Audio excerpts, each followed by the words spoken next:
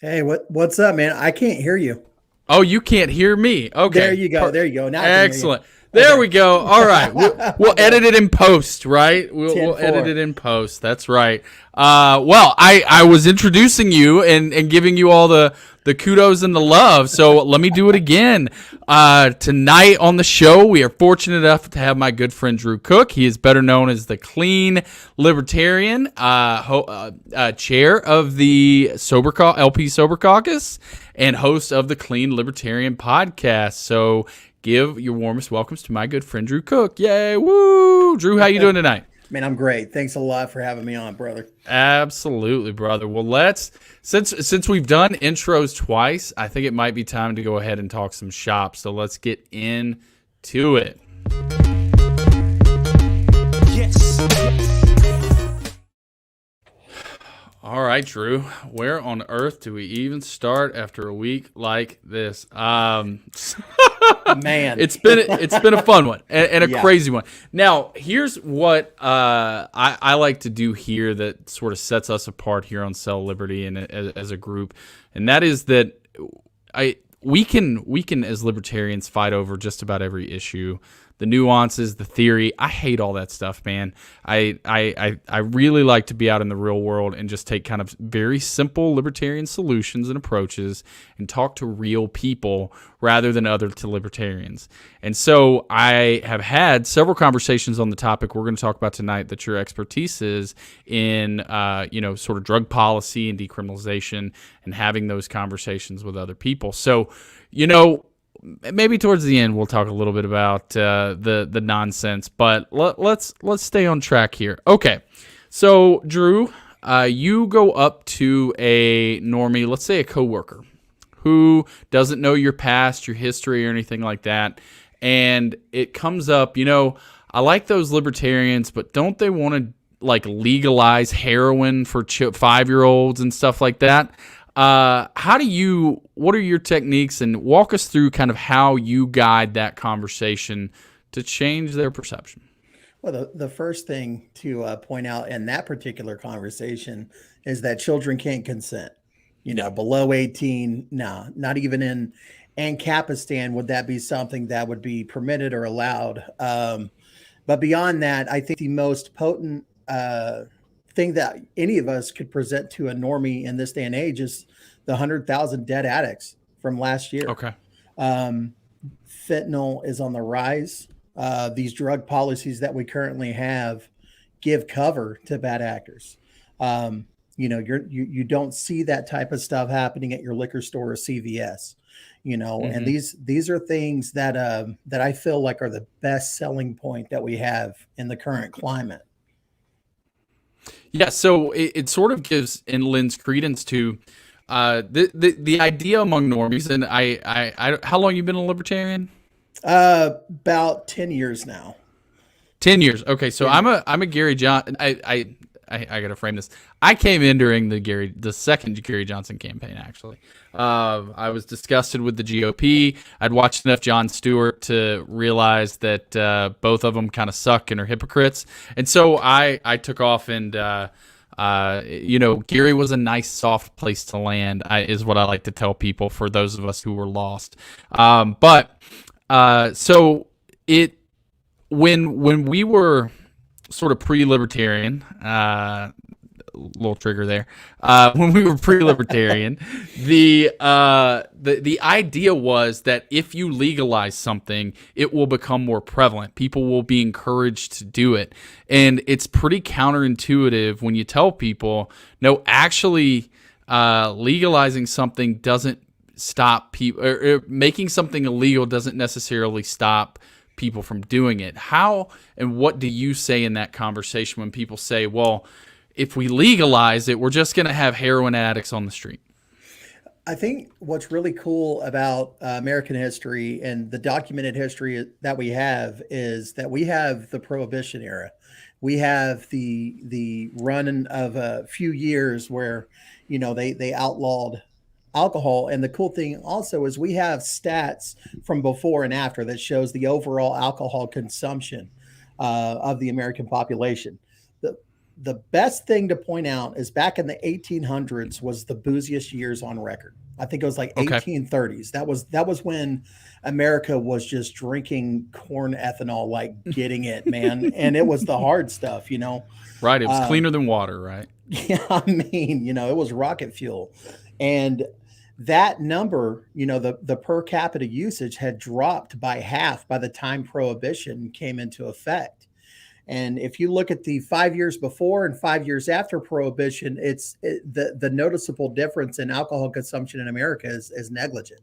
It doesn't exist. Interesting. Uh, Okay. so, you know, and you take that to modern day, and we've increased a little bit since the end of prohibition, but not a whole lot. Certainly nowhere near where we were in the 1800s. So Hmm. by you know, our own historical records and data, we can see that, you know, we have the ability to determine what's good for us and what's not. There was never a need for government intervention. And I would say the same would hold true for heroin, methamphetamine, any type of you know, black market narcotic that's out there right now. My 60-year-old neighbor isn't going to go out and buy black tar heroin because it became legal tomorrow. You know what I Right. mean? That's just the likelihood of that happening is very little. But the pro side to having that legal black tar heroin is that that loved one that you've been trying to go to rehab for, you know, the last few years, who just refuses to go, maybe they'll actually live until their opportunity to get clean presents itself. Because right Yeah. now, what they're having to do is they're buying an illicit substance and they have no idea the potency or the strength or even what's in it. Yeah. And yeah, so that's the deal on that. Okay, very cool. So when you are selling, and this is my daytime profession, is to make sales. So the process goes: people got to like you, then they got to trust you, and then you create a problem, or you illustrate the problem before you provide the solution. So to a lot of people, they believe the problem to be the addict, or the addiction leads to poverty, leads to crime, and that sort of thing. If we present that the addict is the problem, then the solution would be to punish the addict, right? But that's not the actual problem. What is the actual problem behind addiction that we need to solve in order to improve liberty, freedom for everybody? I think the stigma around it, you know, is the big part, and that's a cultural thing. So that's not really a political line that we can cross. You got to get society looking at drug addiction in a different light than they currently do. And you know, Okay. just like with political parties, the country is split. You know, you got half the people thinking that we need to coddle addicts, and you got the other half thinking we need to cage them for the rest of their lives. Mm-hmm. I think an important thing to point out is that we have tried the punish the addict routine, and especially back when Narcotics Anonymous formulated, back in the 70s, 60s, and 70s. There were these things called Rockefeller laws in New York. I'm not sure if you've ever heard of them before or not. No, I haven't. But these laws made it illegal for more than one addict to occupy a space at a given time. Now, how they determined who was an addict and who wasn't, I'm not sure. But with this legislation, they effectively outlawed any type of 12-step recovery meeting from taking place. Oh, wow. Interesting. Yes. And if anybody is, inclined in the audience to look them up, I would highly recommend reading up about a man named Father Dan Egan, otherwise known as the Junkie Priest. This guy was a Catholic priest who went out of his way, tarnished his reputation during the time to help overcome those Rockefeller laws, to help provide a place for addicts to get clean. And so all that to say is that 12-step recovery started to work, right? Once these laws got abolished, and it started to work. So you fast forward to modern day, and at the end of the day, government's saying, hey, you need to go to these 12-step meetings. That's what it is. The government is openly admitting, like, we do not have a solution for this problem. You know?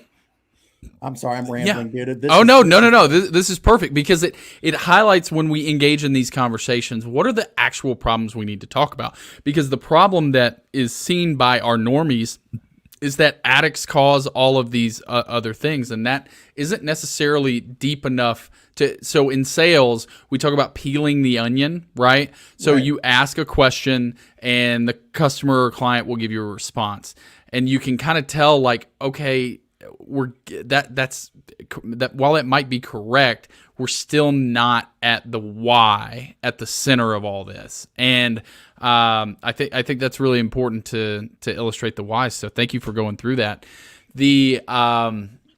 So when we are discussing those problems, let's peel that onion back even a little further in the things we can talk about. What are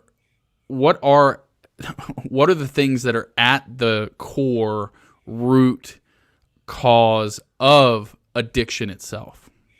Man, I wish there was a one size fits all answer for that, but there simply isn't. Okay. There's a number of things that lead someone to have substance abuse issues. I do believe that there are certain, markers that are present long before a substance is introduced into the person's body. But Sure. overall, man, you got a lot of people who had certain traumas.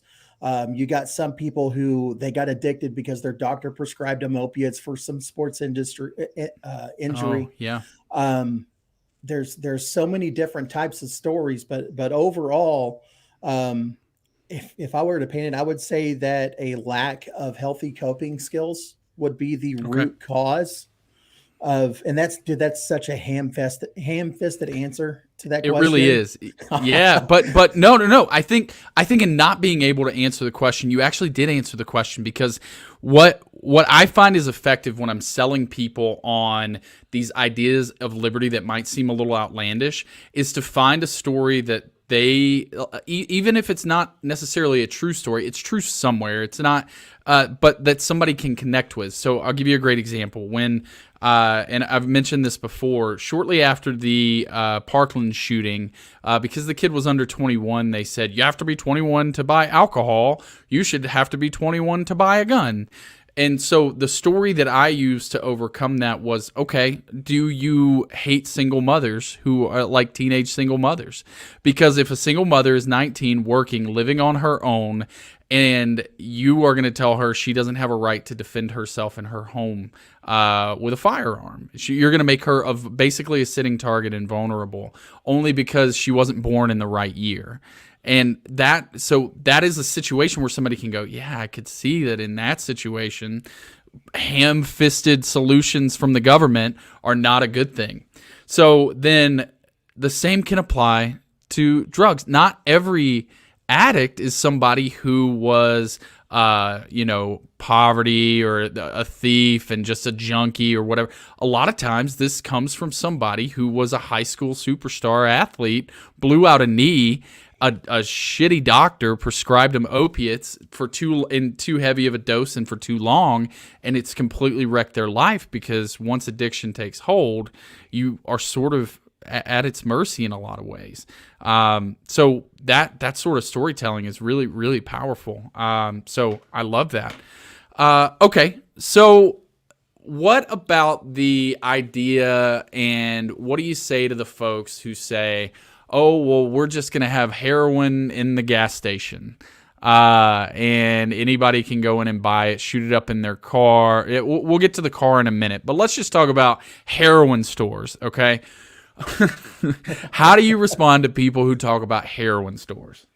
Well, I mean, we already have heroin stores. There's a CVS and a Walgreens, multiple, across your Wow. city. That's so good. Don't exist, man. I mean, they're already there. There really is a counterpart for every street level narcotic that can be found in your local pharmacy. With the exception of certain psychedelics and ecstasy. Yeah, but you have derivatives of cocaine, of methamphetamine, of opiates, heroin, a litany of opiates. So yeah, won't be anything new. It's just, that dirty, grungy image you have in your mind. You might have to see that person a little bit more often. And if that's the case, just don't go to that store. Like, what is wrong with these people? Anyway, in that I wrote that down, and that floored me. We already have heroin stores. They're called CVS. Holy crap. Sorry, I'm taking it back for a minute. That's such a good line. Okay, so we highlight, so in the sales process, we peel the onion and we ask these normies sort of, what are your fears and concerns? We've hit on a couple. Are there any, when you're engaging with people, what are their fears, problems, and concerns with the idea of drug decriminalization that we haven't quite touched on? I think the biggest one and the toughest to approach is talking to someone who has lost a loved one to overdose. That Okay. has to be done in a way. I heard this the other day, is that honesty without compassion is cruelty. Yeah. So what we are selling here is honest, factual information. Okay. But we Mm-hmm. have to be compassionate in the way we approach it. Especially in modern day America, there's a very high likelihood that the person you're talking to has been negatively affected by addiction in one way, shape, or form. Yeah. And so approaching that, with caution is the way to go. And really, in that particular situation, the way Mm-hmm. that we talk about it is, with these drug laws being what they are, with drug addicts who utilize street level narcotics, there is a stigma that keeps them in active addiction for far longer than if these laws weren't in place. If you had less regulations as far as the barrier to entry into the rehabilitation programs, if you Yeah. had more of an open opportunity to approach your employer and say, look, I'm having a hard time right now, like this, I Yeah. need some help, we would see less deaths overall. Okay, that I think is huge, and empathy is best done when approached from a place of curiosity. So if you do encounter someone who says, "I've lost a loved one to these drugs," the correct approach is to, kind of get in that suffering with them a little bit and say, "Oh my goodness, I'm so sorry. Tell me about them. What did they, struggle with? What was their life like? What were they great at?" Really do show interest in that person. But when it comes down to eventually making your pitch and providing that solution, I think this is one of the ones that Gary Johnson kind of nailed out of the park. He was asked by a woman whose son died of a heroin overdose, and he goes, "Ma'am, I don't like to point this out, but he died while it was as illegal as it can be. We can't make heroin more illegal, and your son still passed away from an overdose. So Yeah. obviously the laws aren't working, and they're certainly not working to benefit your son in this case. We're offering an alternative to where potentially they could get that sort of service."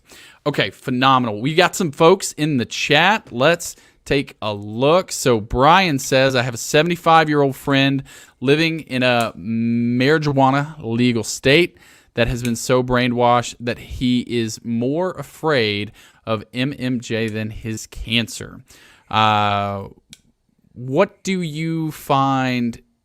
Obviously, there's been a lot of propaganda around these products, but how do we help people kind of overcome the stigma, if not for themselves, but for at least, not being so critical of others? I think, more than anything is just, showing the hard evidence of the net positives that these substances can have in somebody's life. Now, that's not to sell a normalization of going out and buying black tar heroin and shooting it up in your car outside the CVS. Not saying that at all. Right. What I am saying is a lot of data that is out there for every one of these substances is geared towards a certain pinpoint, and that pinpoint is typically keeping prohibition alive and well. Mm-hmm. Very little has been done to show the actual positives or what these substances are used for. For instance, there was that story out of LA County about the sheriff like getting contact high off of fentanyl and having an overdose. That was complete nonsense. Yeah, of course. That's the type of stories that we need to go out of our way to really poke holes in, to show Okay. that like this is not real. That is not the way this stuff works. Mm-hmm. And the other part of it too is that and I keep going back to fentanyl because that's the hot topic item right now, right? Course. Like they're wanting to keep it Schedule 1. The DEA is like, being the DEA. And the thing about it is fentanyl's been around for a long time. It's only when it started showing up in drugs that were not sold as fentanyl-laced drugs that it became a problem, right?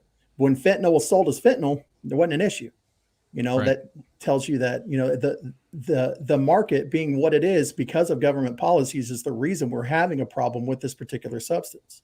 Yeah. It's not the substance itself. Right. Yeah, 100%. So, okay, I love that. Let's talk a little bit. Well, let's go into one or two more problems. And Greg here brings up one, the problem of feeding the prison industrial complex. And Aaron A. here says, like Larry Sharp pointed out, the war on poverty has made more impoverished, and the war on drugs has made more drug addicts. So, and I think those two go hand in hand because a lot of people talk about crime and you see it increase in areas of poverty, and addiction and poverty tend to kind of go hand in hand in those neighborhoods. So, how have you seen and learned that those two are correlated when it comes to poverty and criminalizing poverty to the point where people have one place to turn? I mean, it's a multitude of issues. Of course, you always look at like criminal organization and enterprise. They take a foothold and they're always going to use the vice, right? Like they're always going to go for the thing that's been outlawed, and that's how it's going to continue going. You see it happening with not only cartels down south. Like, I don't know if you follow like any kind of narco news, but man, what is happening south of the border does not get enough attention. Okay. If you think that like the footage that you see from like Iraq and Afghanistan, like from those wars were bad, like that's still happening, but south of the border, man. Yeah. Like I'm talking like kids soccer games being, completely interrupted by gunfire and this and that. But so that's impoverishment, abroad, but impoverishment here looks a lot like, the felony conviction rate and what that entails for a member of society. It's insane and it's ridiculous. Drug court is sold as some like golden idea. If there's anything that y'all take away from this, it is that drug court should be fought tooth and nail and completely upended. What drug court does is it's a trick off. It gets you enrolled in these programs that you have to pay for by yourself. Interesting. Yeah. So what it is a lot of different counseling, therapy, drug tests, all of it you got to pay out of pocket for and hold down a job at the same time. A lot of people are unable to complete it unless they have some like overwhelming support. And the majority of people going into the system, they don't have a support system, man. Like their support system was the drug game. That was them. That's what they did. And then you're telling them to be good and pay for it in the process. Like, how does that work? You're not teaching anything new here. You're just using a gun, and you're not Robin Hood in the process. Like you're actually the villain here. You know what I'm saying? Like it's not good. And they do it under the guise of we're helping these people, right? By putting them in a cage and locking them in a cage. And I think framing it, I've always found a ton of success framing it against guns, because typically, and obviously there's plenty of people on the left who are big government cronies and they're going to support a police state and all that sort of stuff. They hate this just as much. But right wingers are the ones who clutch their pearls about drug decriminalization, if we're being honest, right? Yeah. So, but right wingers love their guns. And so I find a lot of the same principles are comparable when they talk about their guns as what they are hypocritical on when they talk about their, legalizing drugs. And I go, so do people die at the hands of guns? Do people abuse guns and use it to harm other people? Do people use guns to rob other people? Now, does that mean that if you have guns in your house safely, and that you are going to do those things? No. Okay, so it's the same thing with drugs. There are going to be individuals who are struggling who are going to abuse it. They are going to but until harm happens, no crime should have happened, right? Yeah. Until you murder somebody, having a gun should not lock you in a cage. So until you harm somebody else, why should you be locked in a cage for drugs? I love that comparison. It starts to sink in with them a little bit. And then they move into I don't want heroin stores but that is sort of the core issue, is that who are drug users harming? Who are addicts harming? The punishment of addiction is addiction. They're already being punished significantly. So it should be approached from a place of empathy and support. So I'm curious, since drug court is not one of the solutions, let's talk a little bit about how solutions could be implemented and what decriminalization might look like. I will tell you right now, and this is no lie, the coffee pot at your local NA or AA meeting has done more to combat drug addiction than every federal, state, and municipal government combined. Just that coffee pot alone. Okay. Holding a gun to an addict's head and telling them not to ever use again is the same as holding a gun to a homeless person's head and say, just buy a house. Yeah. There's that's a good point. Lot more that goes into it than just don't use. If just don't use worked, DARE would have worked for all of us. Right. Yeah. So we have to look at this, and you don't, I'm not saying anybody has to have empathy. You can feel however you want to feel about it. But the fact of the matter is every time government gets involved in these policies, it creates more addicts. Most recently, we heard about the scary opioid epidemic. Well, what ended up happening is doctors stopped prescribing as many painkillers. Yeah. Patients were addicted to painkillers. So what did they do when they couldn't get the prescription? They went to street level narcotics. Yeah. It's crazy. I mean, anybody with the two brain cells rubbed together could see that happening from a mile away. Yeah. And then they clutch their pearls and they're like, how did this fentanyl epidemic happen? Like, why is there 100,000 dead addicts? Mm-hmm. And it's like the way to approach these things, as far as like, looking at decriminalization. And I hate to point to another country, but, Portugal has done really well.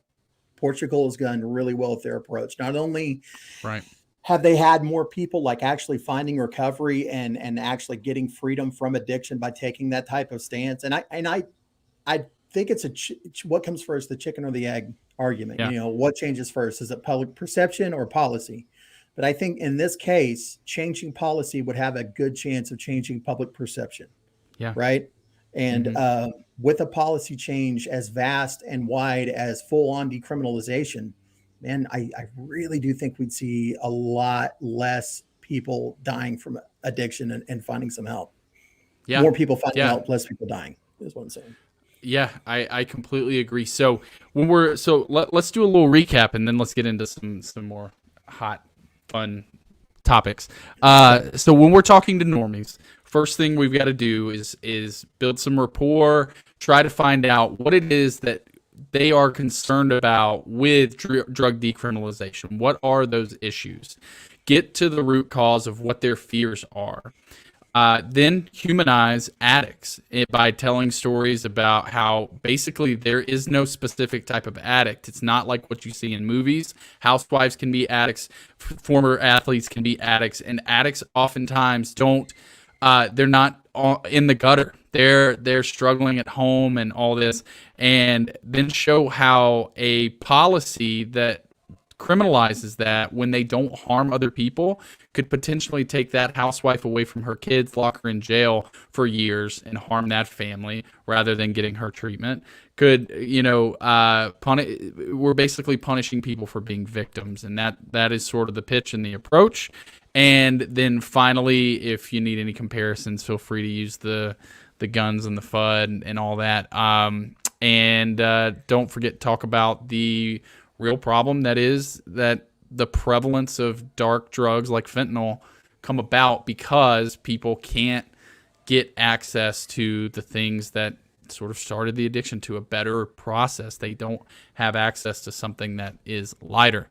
Did I do a good pitch there, Drew? Great. And what you found effective? That's what I'm talking about, my man. One other little thing though to point out there. Okay. This is applicable across the board, whether normie or Ankapistani, whoever you're talking to. 12-step recovery is nonprofit, completely organic. It is self-sustaining through their own contributions. They have no ties to any government, right? These started as a need in the community because addicts and alcoholics were like, we need to get well, and they banded together and they get well. So now we have something that already works. That's not government involved at all. So that's the thing I really think we need to prop up. And I think that's the selling point. Okay. Talk about getting people in 12-step recovery program, and that's going to solve the problem more than locking them in a cage and making Correct. them live with dire consequences. I think the other thing, and well, this is a great. We don't have to go on to our hot topics yet because I forgot about this. Is a segue. So people ask all the time, well, what if they get high and rob a liquor store? What if they get high and drive and kill someone? What if they get high and then go do X, Y, Z? The important part of that conversation is you go, okay, all of those things are illegal and should stay illegal probably. If you're harming somebody else, yes. You don't get a pass on shooting up here and driving a car and killing somebody. You probably need to be punished for the killing somebody part. But if you are not harming somebody, addiction is not a crime. Utilizing drugs is not a crime. So we can keep the crimes of the things that you're scared that drug addicts are going to do, but all we're asking to do is remove the punishment, the criminalization of, and essentially the stigma around addiction. That's any thoughts to add on that? That's one that I always deal with. What if they get in a car and drive? Yeah. I mean, it's that we already have situations like this, with alcohol. You worry about those things, but you prosecute those things. Anytime that the NAP is violated, anytime somebody, and I know if you're talking to a normie, you're probably not talking about the NAP, but anytime there is a victim created by the actions of someone, whether under the influence or not, those crimes are still going to stay in effect regardless of the legality of a substance. Yeah, you don't need to ban guns to make murder illegal. You don't need to ban drugs to make, driving while high illegal, right? So I think that's a great one. Okay, let's shift to some hot topics. We're talking about things being illegal. Let's talk about police because it came up today or this week in just an absolute nightmare of a week on Twitter. I know. Essentially, what is it? Is it an old Rothbard quote? Was it Rothbard that said "Unleash the who was, or was that Hoppe? Or I'm not sure, I don't read theory.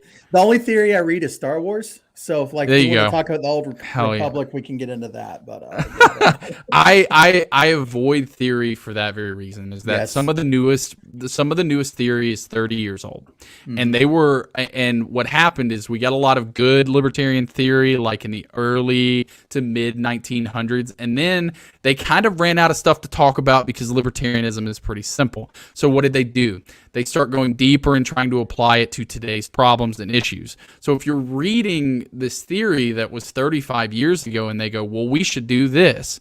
Well, we've grown and learned a lot since then.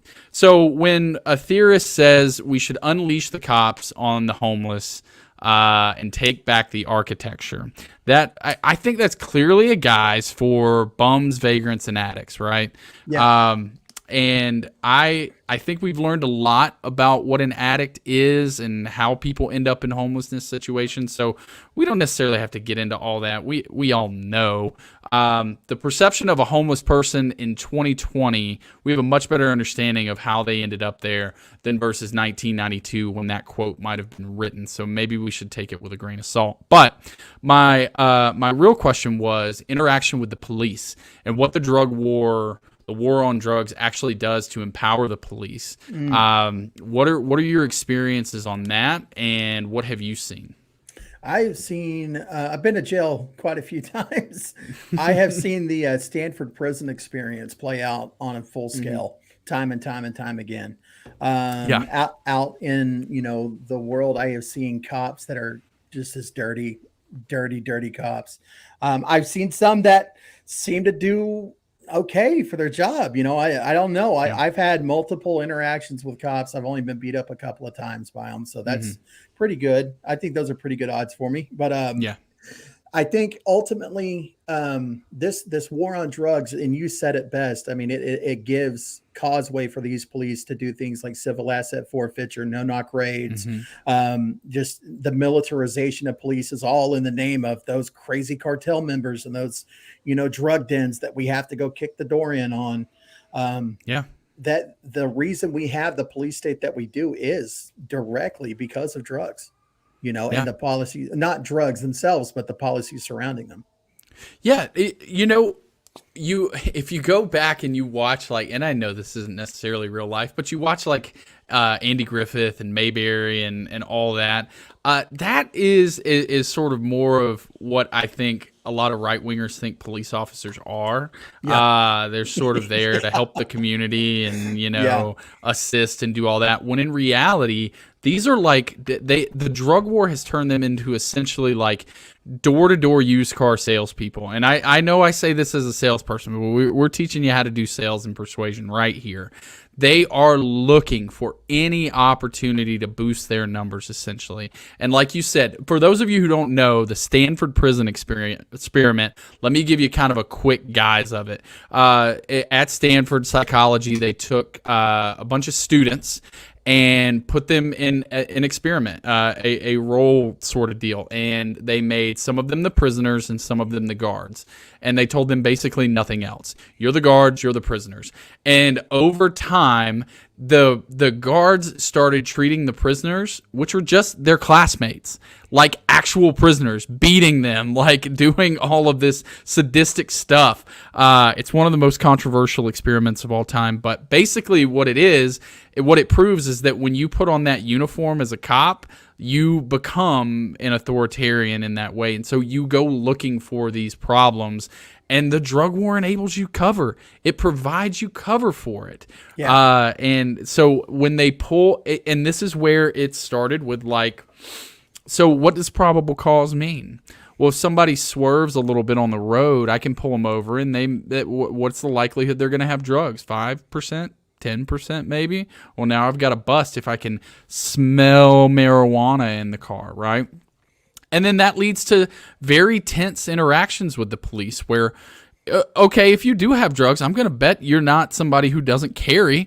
So now you've essentially forced a situation where an individual is faced with going to jail, they're carrying, and then you have another man who is there also carrying, and now you've created a gunfight where nobody was being harmed to begin with.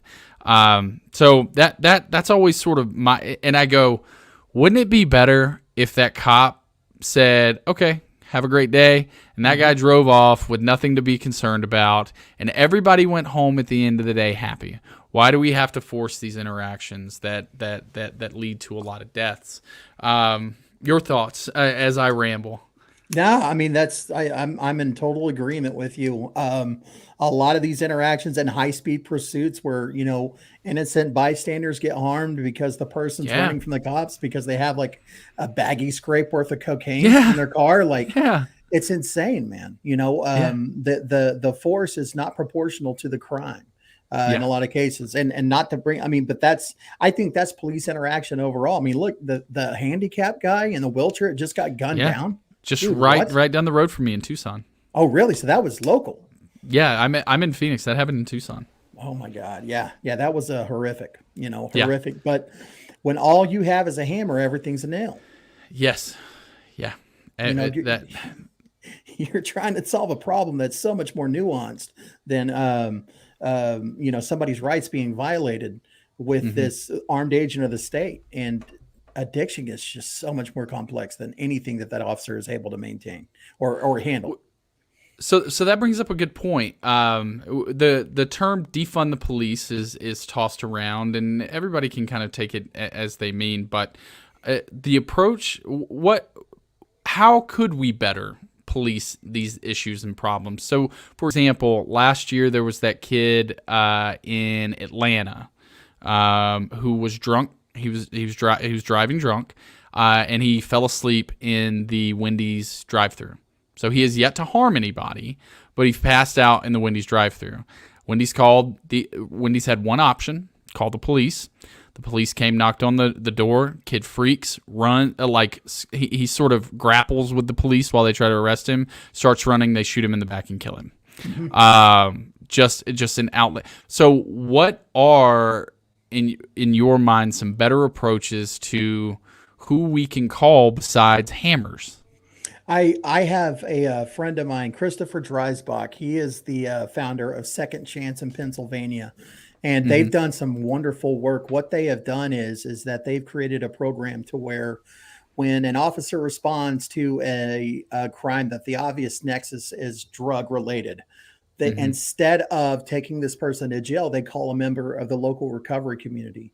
That Mm-hmm. member comes out and they do what we call a 12-step call. That's where you sit down, you have a heart to heart with the person, you share a little bit of your story, and then you ask them, if they're ready to get some help. And then from there, they take them to rehab.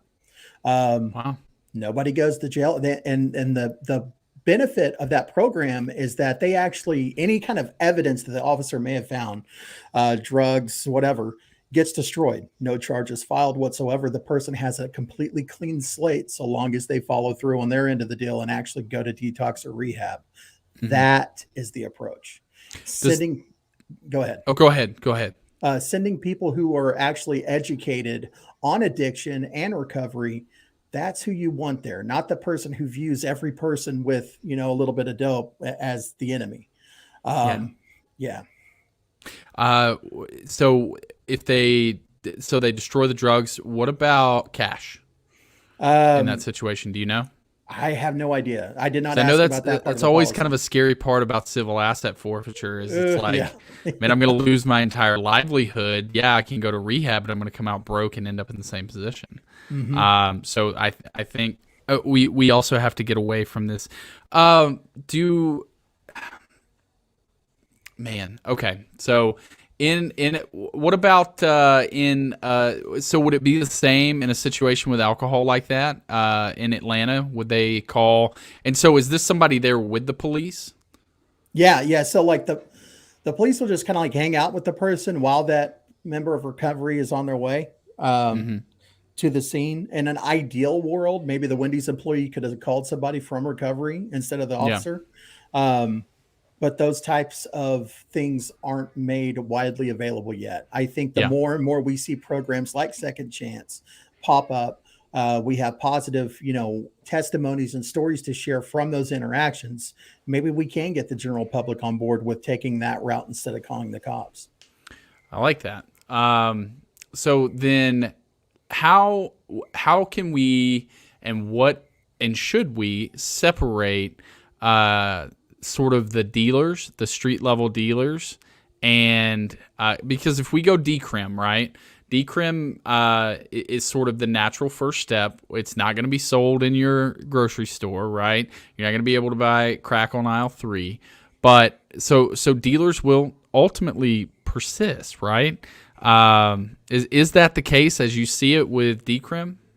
See, here's where it gets weird. So like, decriminalization, as libertarians see it, would be a total free market in the narcotics world.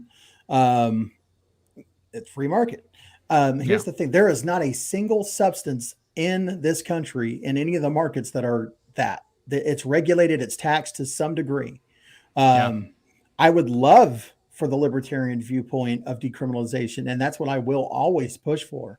But I think our better bet would be, as far as getting these drugs out of the back alleyways and black markets, would be to give it full pass, legalization, like allow it to be sold in brick and mortar stores. What you end up doing with that, the net positive for the overall society and community, is that if you do have a dealer who is maliciously spiking drugs with fentanyl, there is recourse. There is somebody that they can follow up with in the court system. I don't see that happening with decrim alone.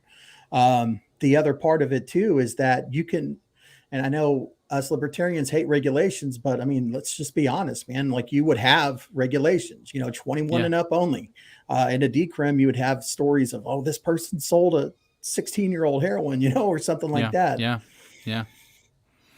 No, I think that makes a ton of sense. And so I think there are, especially, and this is this is what I tell people. So if you interact with me on Facebook or Twitter or whatever, I come across very much as like a minarchist, where I'm like, deep down, like, I want it all to go away, of course, right? The more you learn, you're like, no, to hell with this, end it all. But this is about having conversations with normies. So sometimes it's important to let them sort of get some wins in there.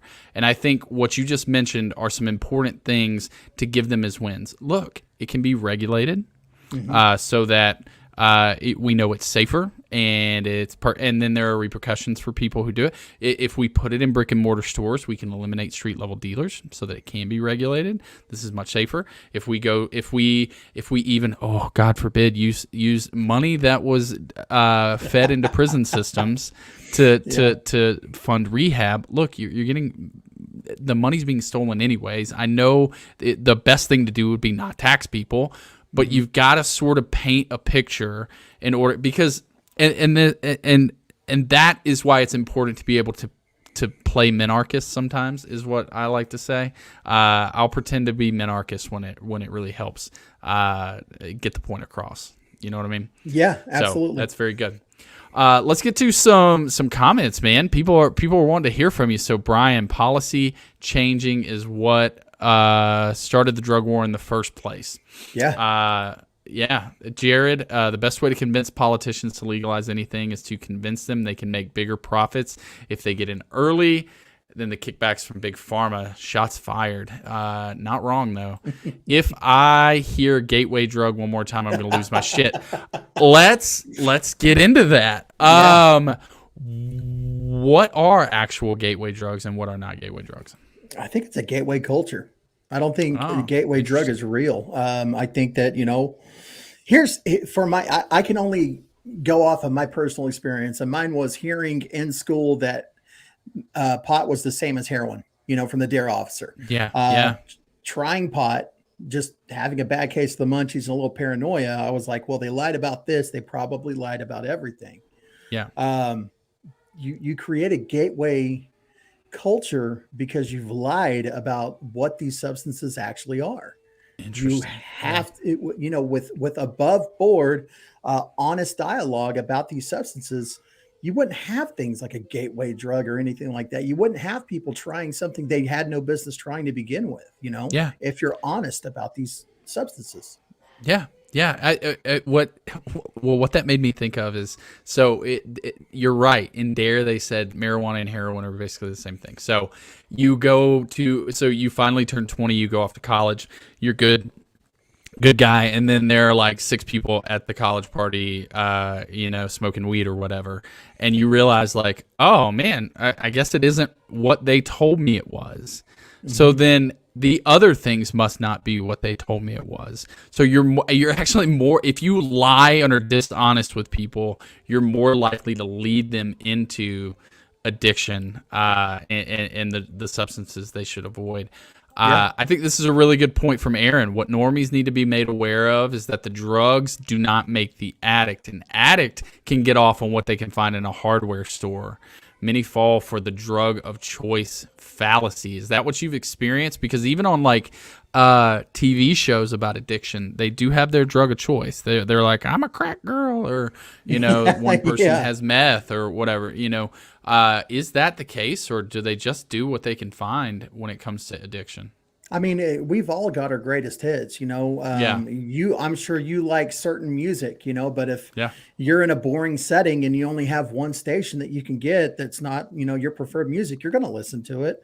And it's the same thing with anything. It's addiction is a form of escapism, right? So just to kind of bring it back to not having healthy coping skills to deal with the world around you, you're going to use whatever you can. And Aaron is absolutely correct. There is nothing. There is no merit to the drug itself. That's one of the things I learned in recovery, is that the drugs were just a symptom of an underlying problem, and that problem I had to deal with head on.